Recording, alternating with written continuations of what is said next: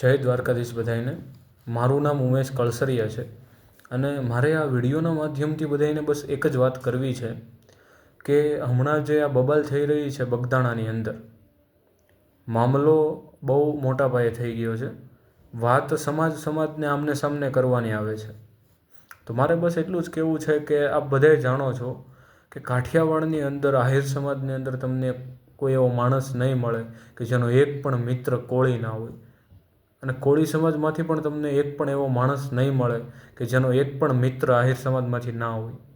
તો આપણા જે આ વર્ષો જૂના લાગણીભર્યા જે સંબંધો છે ને, એના કોઈના કહેવા માત્રથી ભૂલી જઈ અને એકબીજાની આમને સામને થઈ જવું ને, આ એક મૂર્ખામી છે.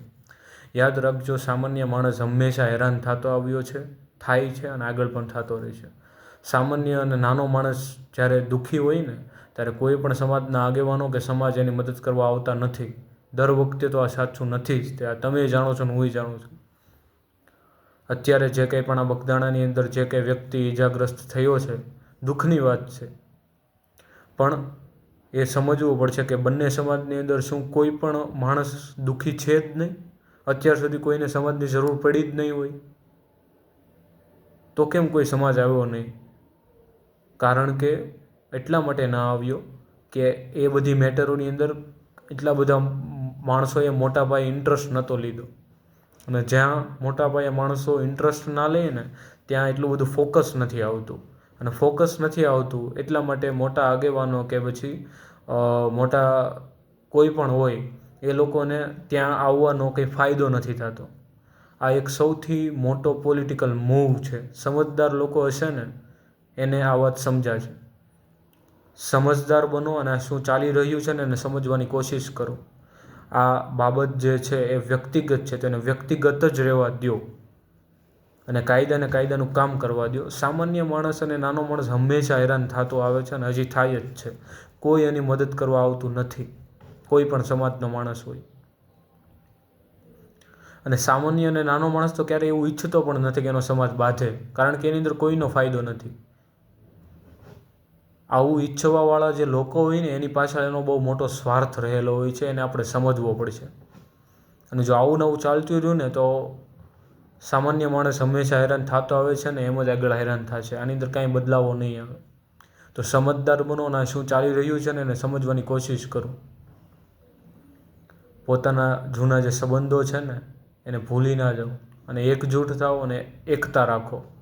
આ જાતિવાદના મામલામાં ના પડો અને સમાજને આમને સામને ના કરો, એની અંદર કોઈનો ફાયદો નથી. ઘણા મારા મિત્રો છે આવા ગુજરાતના બધાયની અંદર, બધા આહિર સમાજ કે કોળી સમાજના જેટલા પણ માણસો છે બધાયને ખબર જ છે બધાયના સંબંધો કેવા છે એકબીજા સાથે. ભાઈઓ કરતાં વિશેષ થઈને રહીએ છીએ.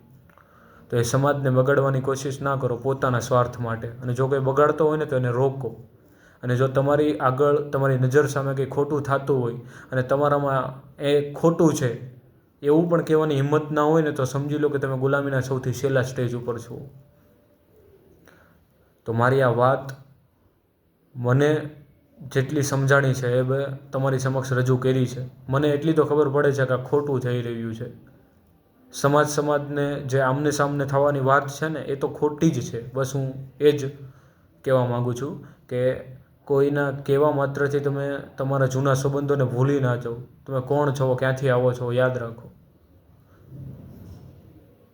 આમાં તમારો કંઈ ફાયદો નથી. સામાન્ય માણસ તો કે દિવસનો હેરાન થતો જ આવે છે ને હજી થાય જ છે. કોઈ સમાજ કે કોઈ આગેવાનો એની આગળ આવ્યા નથી એની મદદ કરવા માટે, અને આવું ને આવું જ ચાલતું રહેશે.